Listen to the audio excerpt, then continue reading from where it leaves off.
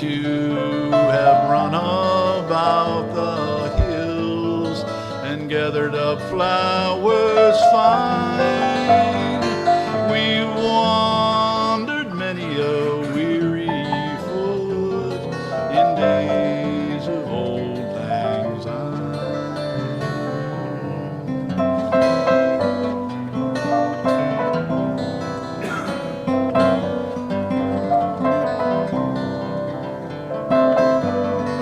We too have sported in the brook from morning sun till dine, but the seas between us have roared and swelled since days of old lang syne. For old lang syne, for old lang syne, the seas between us have roared and swelled since days of old lang syne. So here's a hand, my trusted friend, and give me a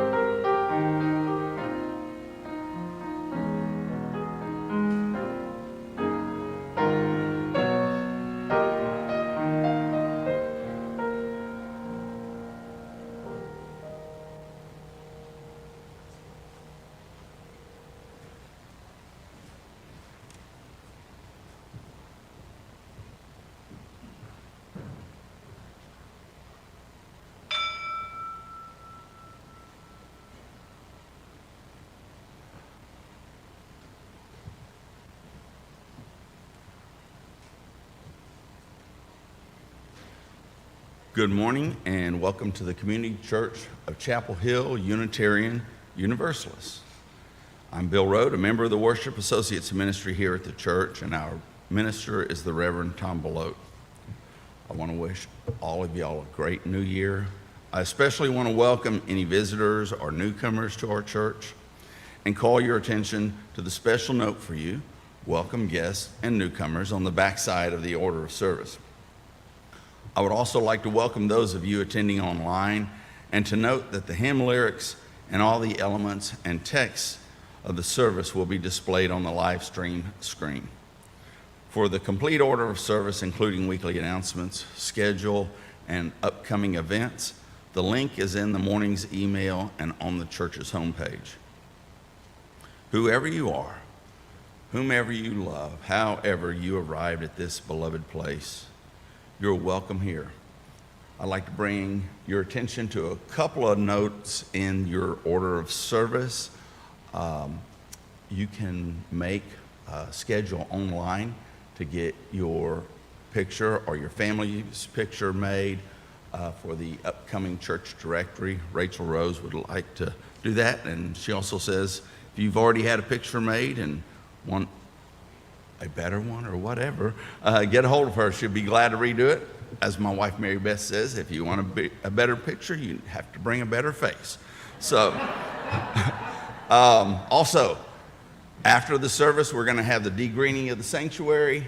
We would love to have y'all join us. Many hands make light work. A few things to keep in mind here. Masks are still required in the sanctuary and in the religious education on Sundays. However, the indoor community room where the Sunday social is held is a mask optional space, as are all the outdoor spaces. Next week, January 8th, the first service is going to be mask required. The second service is going to move to mask optional, so you can make your plans as you need there. RE will still be mask required. The in-person Sunday social will be held immediately following service in the cast courtyard. Coffee service is available outside in the courtyard, so people will be able to drink beverages either indoors or outdoors. The online Sunday social is hosted by Rachel Rose and will be held at 1 o'clock. Not today, though. Not today, though. Okay, so next week you plan on that. Also, if you would, please turn off or silence any cell phones. Our opening hymn this morning, if you'll stand in body or spirit as you're able, number 21 in the gray hymnal, For the Beauty of the Earth.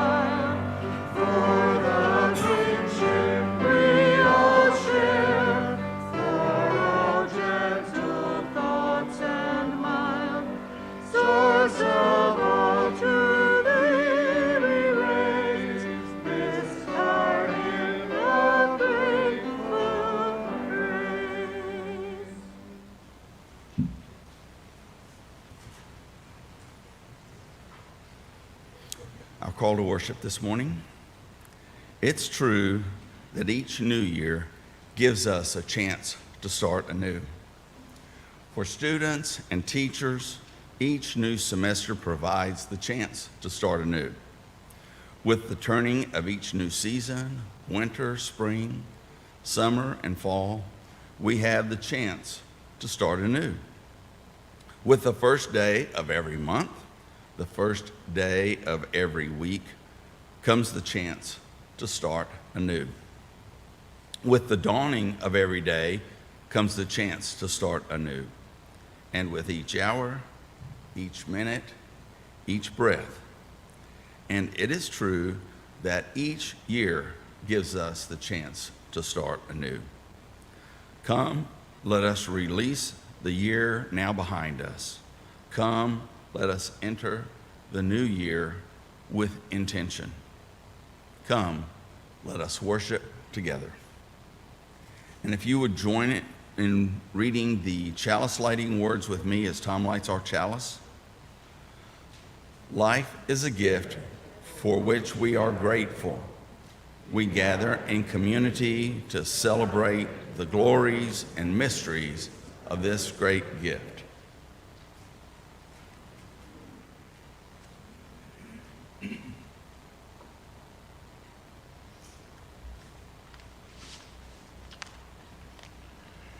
Happy New Year. It is great to see you here with us. It's great to imagine the people who may be watching online in their pajamas this morning. Each week we hold in our service a time for sharing the joys and the sorrows that we bring with us into this community. It's during this time in the service that we leave a time for anybody who's come with either a significant personal joy or personal sorrow to come forward, place a stone into the water bowl, say your name into the microphone, and in a sentence or two, share your joy or your sorrow.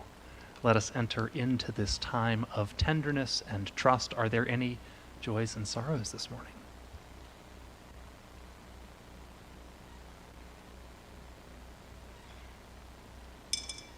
I'm Scott Probin. This is my wife, Jane. The day after Christmas, my brother, Don, died. And at age 66, he sat down with his wife to watch television, and he was gone in an instant.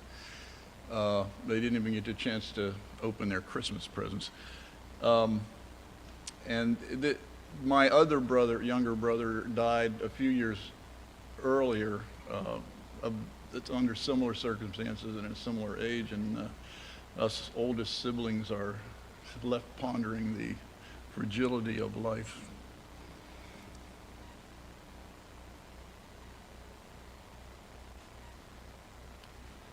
I'm Allison Eskildson.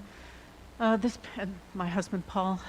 This past week, my brother-in-law, my sister's husband, died after complications from a stroke. So it's a sad holiday time for many of us. Please hold my family in your prayers. We will miss him.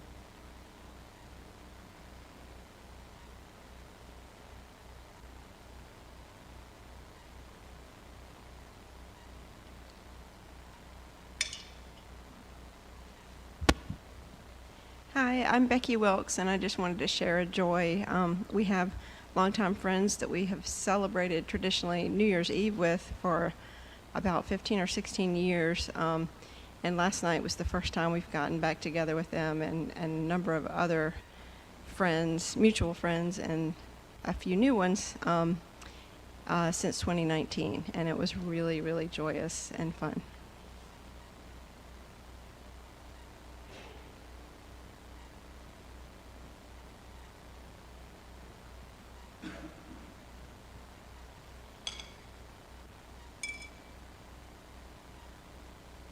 I have a joy to share, which many of you may already have heard, but on December 13th, Tom and I took, I'm sorry that it made me emotional, but Jamie Munoz Rivera, our first immigrant, and we took her to Charlotte, and she had her asylum trial, and she won. Just unbelievable. The judge she appeared in front of grants 6% and denies 94% of the cases she hears. So this was, we thought we had a better shot on appeal, so we were beyond thrilled. And now, the first thing Jamie wants to do, Jamie's transgender, and her real name is Jose Raimundo Munoz Rivera, and she wants to change her name legally.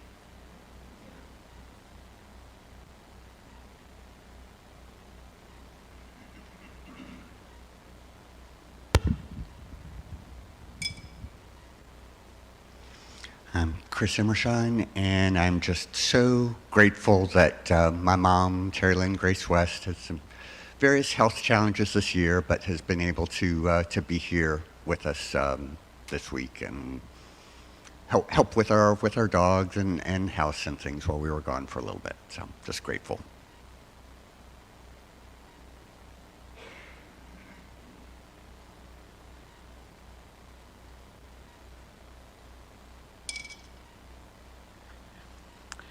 So my name is Kathy Hodges, and this is a stone of joy. My daughter, Carter Smith, who many of you know, about a dozen years ago, she stood in that pulpit in her coming of age when she did her credo and talked about how she felt a calling to religious leadership. Well, last month, she completed everything she needed to, and now she's been cleared for ordination. And so we've got that to look forward to sometime in the spring.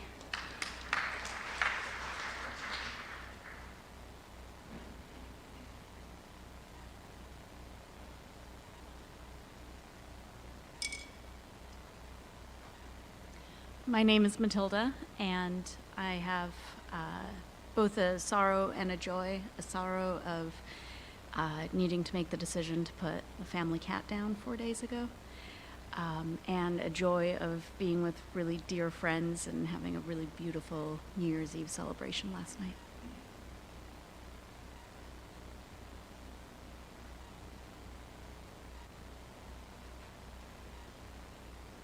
Hello, I'm Jean Lemkow, and on behalf of myself, and I expect everybody here, I am just joyful that we still have a minister after what could have been a devastating loss.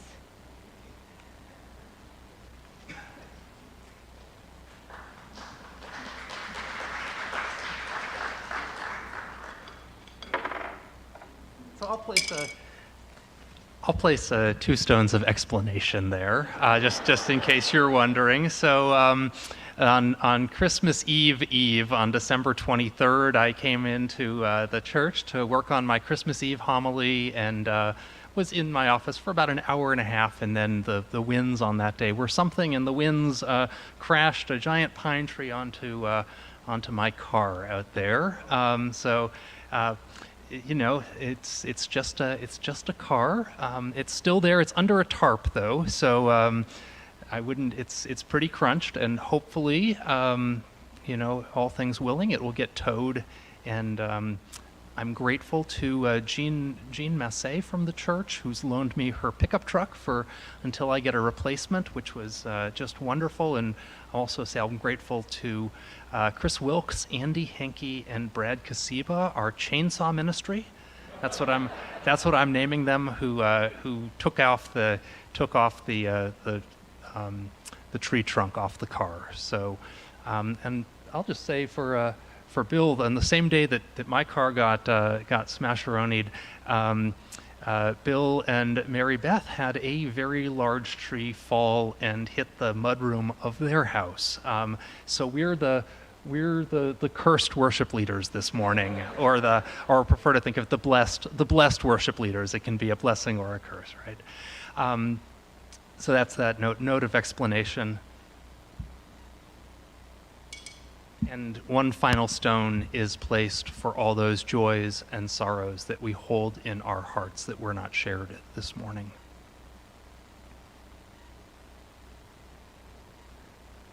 I invite you to join with me in the spirit of prayer.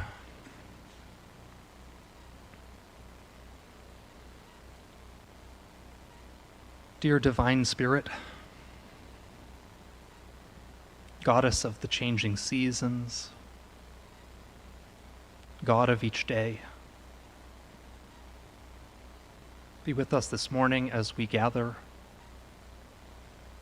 the launch of a new year. This morning we especially hold in our hearts those who come this morning feeling the sting of loss. The loss of a brother,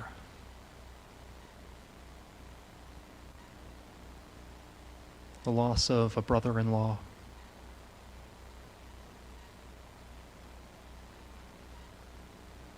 losses we hold in our hearts, the loss of a beloved animal companion. Our prayers reach out for healing, for recovery,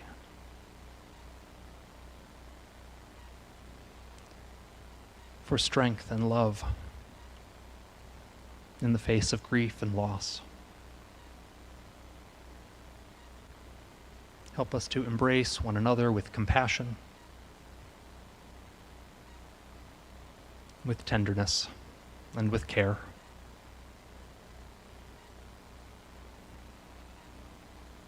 And along with these challenges, we hold as well the blessings of life,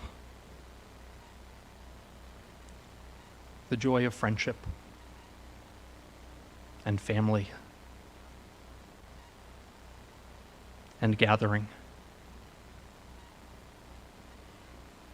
the blessings of community,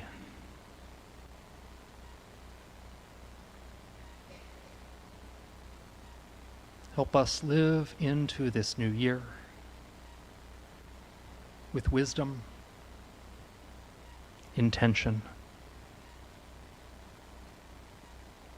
and the courage to live and to love.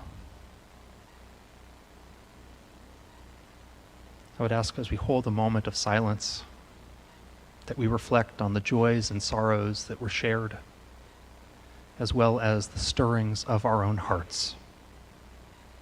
I invite you to be still with me for a few moments.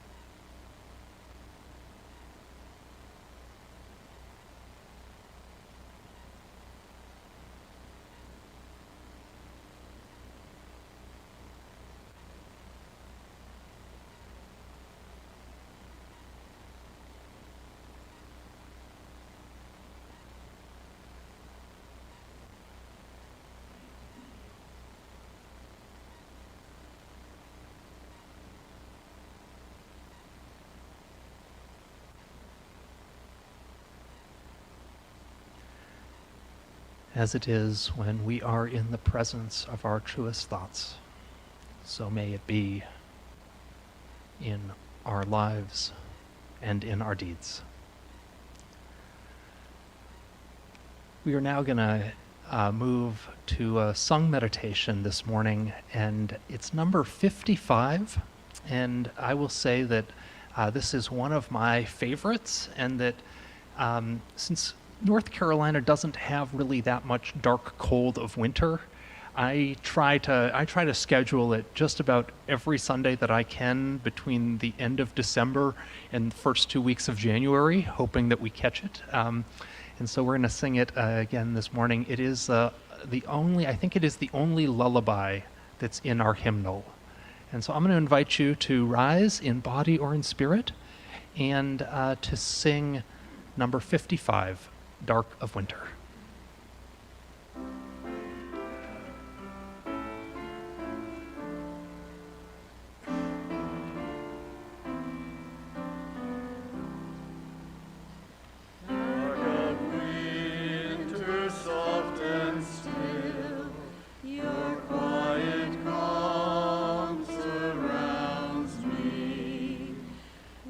My thoughts go where they will.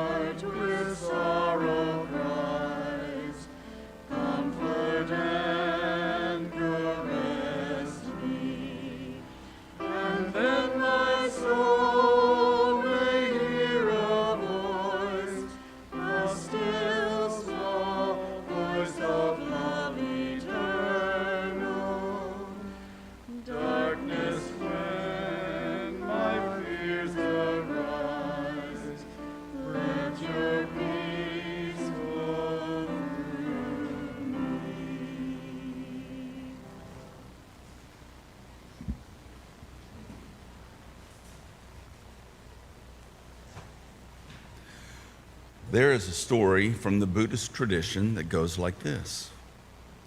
A senior monk and a junior monk were traveling together. At one point, they came to a river with a strong current. As the monks were preparing to cross the river, they saw a woman also attempting to cross. The woman asked if they could help her to the other side. The two monks glanced at one another because they had taken vows not to touch a woman. Then, without a word, the older monk picked up the woman, carried her across the river, and placed her gently on the other side, and continued his journey. The younger monk couldn't believe what had just happened. After rejoining his companion, he was speechless, and an hour passed without a word between them. 2 more hours passed, then 3. And finally, the younger monk could not contain himself any longer and blurted out, "As monks, we are not permitted to touch a woman. How could you then carry that woman on your shoulders?" The older monk looked at him and replied, "Brother, I set her down on the other side of the river. Why are you still carrying her?"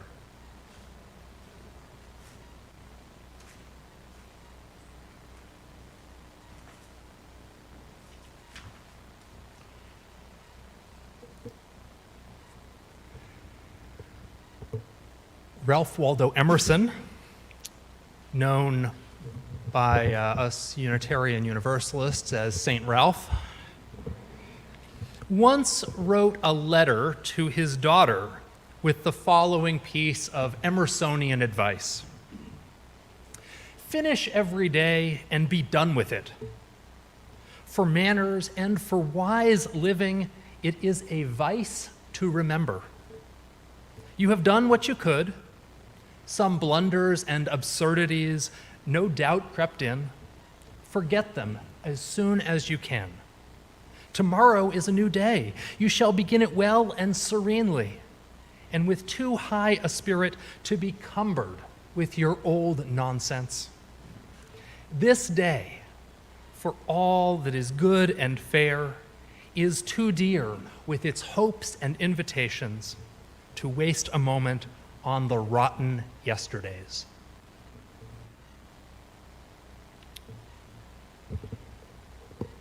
The month of January is named for the Roman god Janus.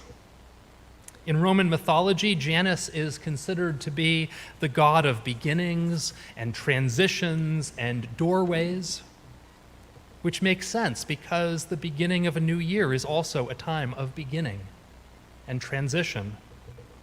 In artwork, Janus is usually depicted as having 2 faces. One face looks backward to the past, and the other face looks forward to the future. This morning's New Year's homily is being delivered in 2 parts, with Bill and I playing the role of Janus, the two-faced god. I'm going to talk about looking backward, about making peace and releasing the year just past, and then Bill is going to talk about looking forward and embracing intentions for the year ahead. Moments ago, Bill shared, looking back just a few seconds ago, Bill shared the famous parable from the Buddhist tradition of the 2 monks and the woman by the river crossing. It's a story with an obvious message. It is very human, after all, to carry judgment or anger or resentment or righteousness or grievance or bitterness or disappointment or shame or so many other things with us, and those things can weigh us down on our path through life. And if you hold on to all of that, you can easily find yourself weighed down as you make your way along life's path. Emerson advises his daughter not to bother to remember the blunders and absurdities of yesterday, not to be cumbered with old nonsense. This day, he says, is too dear with its hopes and invitations to waste a moment on rotten yesterdays.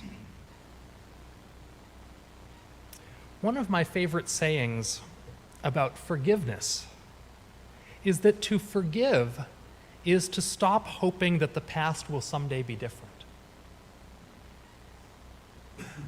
Similarly, to step freely into the future to welcome the opportunities and possibilities for the new year, it may be helpful to release whatever might burden or cumber us. In just a moment, I'm going to read a list of things we might want to consider releasing, setting down, not carrying into the new year. As I read the list, I invite you to consider if you are carrying these things from the year now past. And as I read the list, I invite you to consider playfully what it might be like to set those things down. Would it feel freeing? Would it feel liberating? Now, please note that I am not telling you you should, or ought, or must, or have to set any of these things down. That's not my business. And plus, shoulds and ought tos can also accumulate and become their own burden that we carry. So here are some things you might consider releasing. And I invite you to wonder about them. Could you imagine releasing disappointments?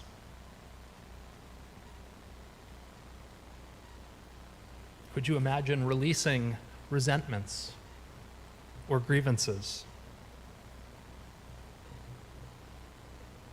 Could you imagine releasing impossible standards for yourself or for others? Could you imagine releasing regrets? Could you imagine releasing shame? Or could you imagine releasing whatever else it might be that you might wish to release for the year now past?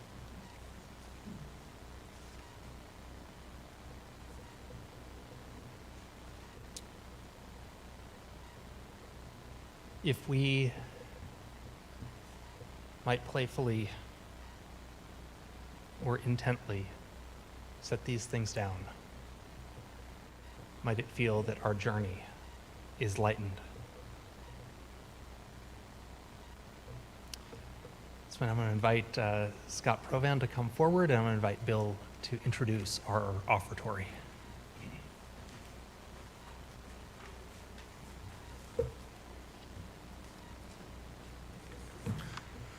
Freely have we received gifts that minister to our needs of body and spirit. Gladly we bring to our church and its wide concerns a portion of this bounty. If you wish to donate online, the information is on the church's website. Also, there is a QR code in your order of service if you would like to use that.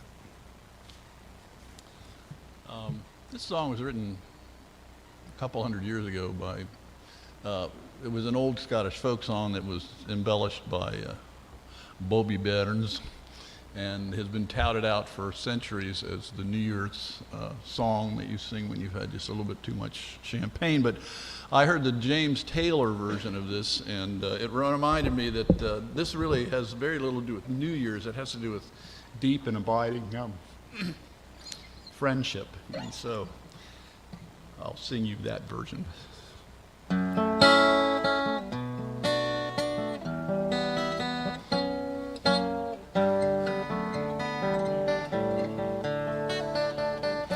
Should old acquaintance be forgot and never brought to mind?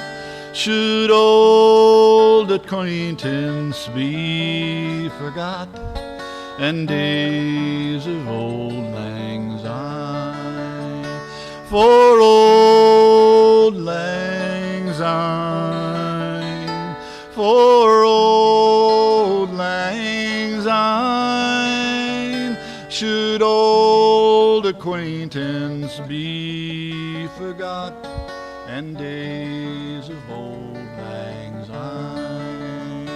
We two have run about the hills and gathered up flowers fine. We've wandered many a weary foot in days of old lang syne.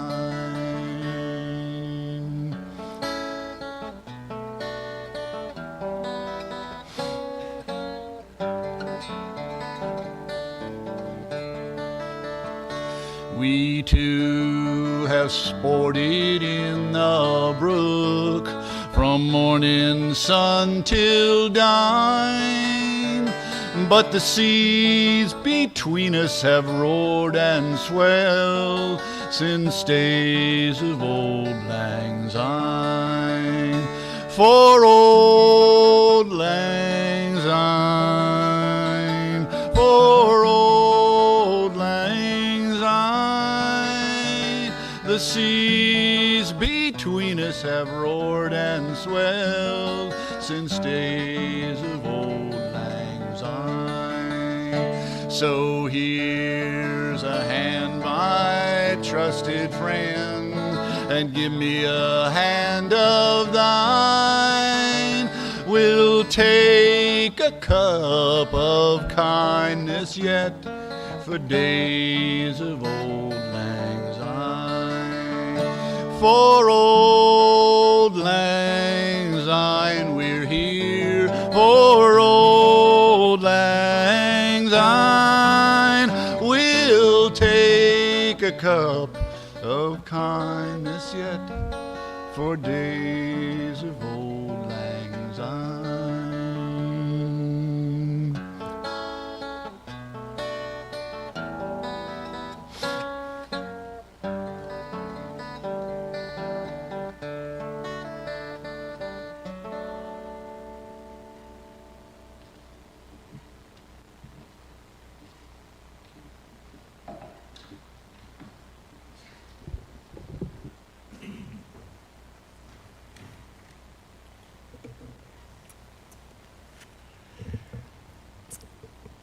I chose the story of the two monks by the riverbank for Bill to read for my reflection, and Bill chose a passage by the Buddhist teacher Jack Kornfield, I believe is the author of After the Ecstasy, the Laundry, which is one of my favorite titles for me to read before his reflection. Jack Kornfield writes, "Becoming aware of intention is the key to awakening in moment-to-moment practice. In each situation that calls for our engagement, some inner intention will precede our response. Buddhist psychology teaches that intention is what makes the pattern of our karma. Karma, the cause and results of every action, comes from the heart's intentions to precede each action. When our intentions are kind, the karmic result is very different from when they are greedy or aggressive. If we are not aware, we will unconsciously act out of habit and fear. But if we attend to our intentions, we can notice if they spring up from the body of fear or from our deliberate thoughtfulness and care."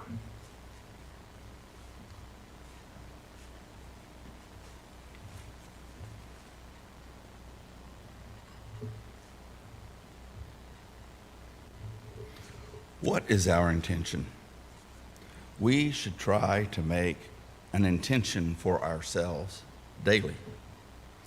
That's difficult in our rush-about lives, but think on this for a moment. What if you made an intention for the day to be kind? What if your intention is to keep your heart soft? What if your intention is to be positive to yourself or others? What if your intention is to care about your own health? What if your intention is to make one particular person happy that day? I don't know so much about you, but I find it difficult to imagine at the first of the year, much less make any long-term commitments or resolutions which involve a serious change in my thinking or behavior. However, I can make small tweaks, and I can make them daily. I can say, today I'll make an effort to make this person happy. Today or this week, I will get up 15 minutes earlier to have a short meditation or reading. That is what I'll build upon. My intention is not necessarily to lose 20 pounds, which would take months, but I will eat a healthier diet for today. The teacher, Thich Nhat Hanh, offered a teaching on the use of a bell to remind us of our intentions. We may want to keep a small bell for this practice, he says. The bell is our reminder friend. It reminds us of our intention to live in peace, to live in ease, to live with intentionality. Now, we don't ring the bell, we invite it to sound. And so it invites us to be mindful of our intention. It is a reminder to recall our heart's intention before we act or speak. In our church, we use the gong much in the same manner. It invites us to a quiet, mindful place, a space for worship and contemplation. Here is a short poem for the calling of the bell to us. Body, speech, and mind in perfect oneness, I send my heart along with the sound of this bell. May the hearers awaken from forgetfulness and transcend the path of anxiety and sorrow. Now, I realize we can't carry a bell around with us everywhere, but we can assign the kindness to of the bell to other items in our daily life to bring us to mindfulness, to bring us to a place where we remember our intentions: kindness, calmness, intentionality. I once had a meditation teacher in Raleigh give this example. If you work in an office and are on the phone often, allow the ringing of the phone to be your invitation. When it rings, take a moment and breathe. My phone is my reminder to be calm, kind, and intentional before you answer. If you work from a lot of emails prior to opening an email, take a breath. This email is a reminder, despite the rush and urgency I feel of my day, to be kind, calm, and intentional. Body, speech, and mind in perfect oneness. I send my heart along with the sound of this bell. May the hearers awaken from forgetfulness and transcend the path of anxiety and sorrow. When you start your car, breathe.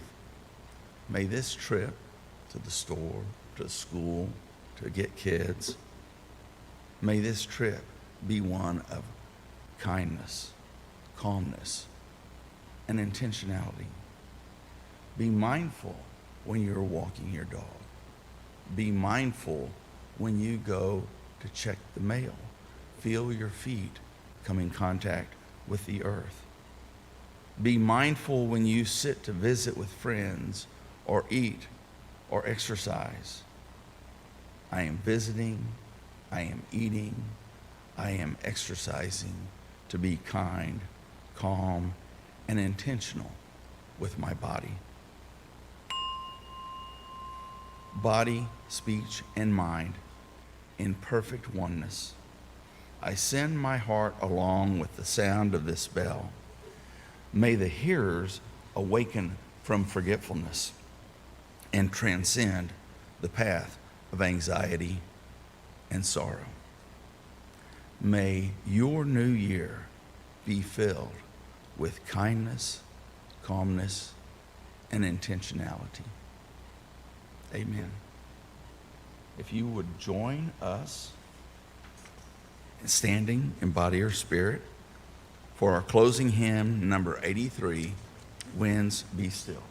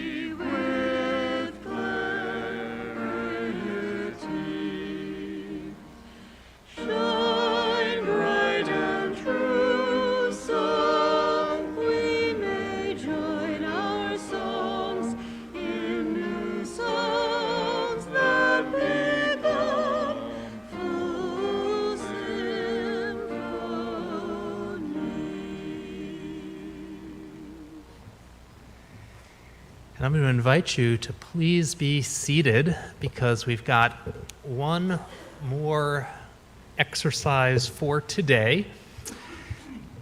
Under most of the pews on this side, there is little trays with pink paper and pencils, and so we don't have one for every row, but we have 150 of them total, so there is enough for everybody. And so what I'm going to invite you to do is for each person to pass it on and take one sheet. Make sure it's just one because they are very, very thin. And then pass it around in one pencil.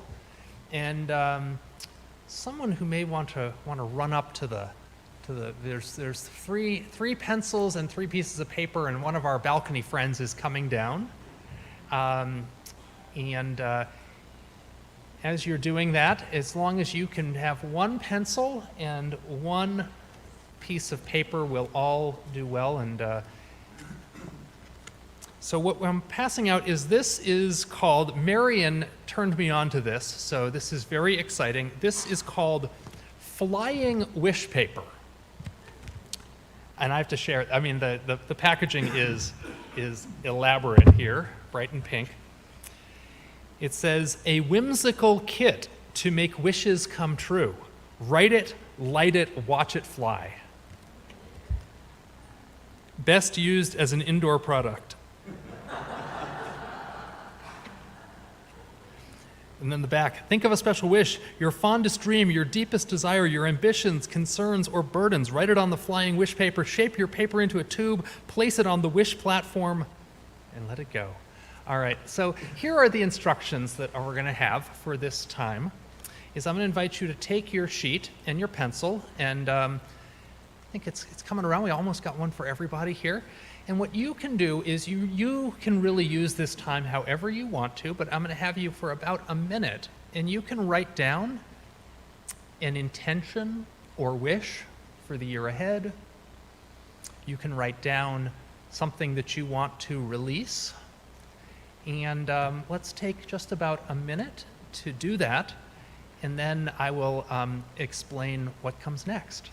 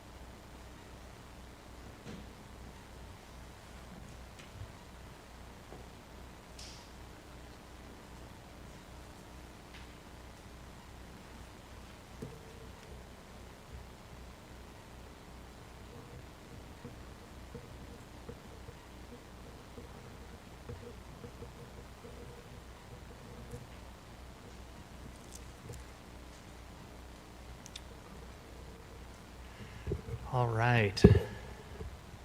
So now, this is the I'm following the instructions that I was given. So the first thing you're going to do with it to help it be able to do what it's supposed to do is you're just going to take it and you're just going to crumple it up into a tiny ball. Not so much, don't rip it up. And then get it into like a little, pea size there. This is the instructions. Ooh, that sounds really neat.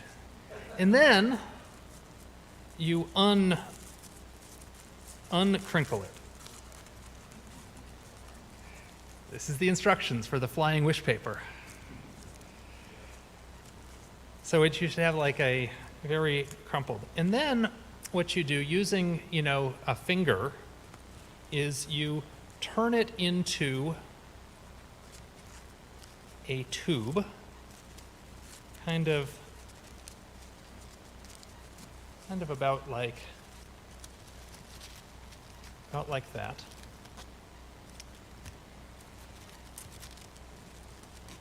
And then what we're going to do now, you've got your tube. What we're going to do is we're going to extinguish the chalice and we're going to sing shalom. We're not going to follow what's written in your order of service. We're going to extinguish the chalice and sing shalom. And then what we'll do is we're going to set up out here with the wish platforms. What are they called here? Yes, wish platforms. And then for people who may not want to it is for indoor use only. I tested it out, and I'll just say what happens is you light the top of it, it burns down, and then it puffs up in this little lovely ash that just goes up about 5 feet into the air and drifts around. And it's lovely. And it says for indoor use only, and we tested it in my office, and we tested a couple of them in my office. We also, if you are not if you're doing that inside is not your thing, we actually set up a table in the courtyard, and Bill's gonna go out into the courtyard and take the lighter there. And so if you want to see it, it may not puff as high, but it's not a windy day, so you can see it puff. And we've got fire extinguishers and things like that. But this is I will tell you, it is. They're doing this. They're doing this in religious education this morning with the kids. We're doing the exact same thing. So they're doing that in the new building. So I'm totally confident in this. So does that sound good to everybody? Yeah. So you can sort of come up. I will during Shalom I will create a little space on the altar up here, and we'll set up some platforms. Bill will head out to the sanctuary, and we can test this out. But let's conclude our service and then launch our wishes, intentions, releases. Won't you join with me in the words by which we extinguish the chalice? We extinguish this flame, but not the light of truth, the warmth of community, or the fire of commitment.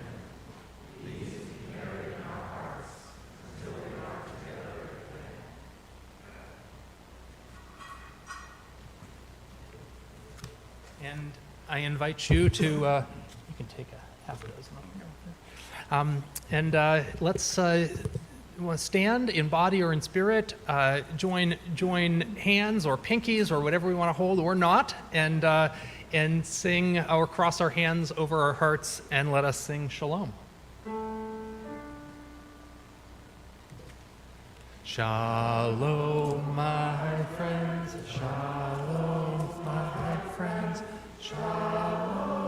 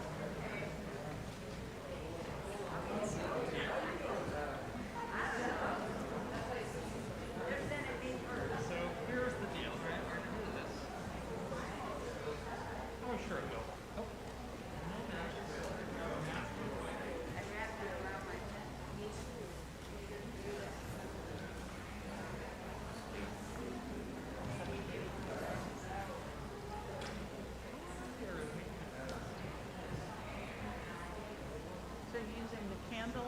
Yeah, we're going to use the candle. We thought we'd use the candle and see if that works here. So we'll just make it soon. You want a second candle? Yeah. So let's see if this will work.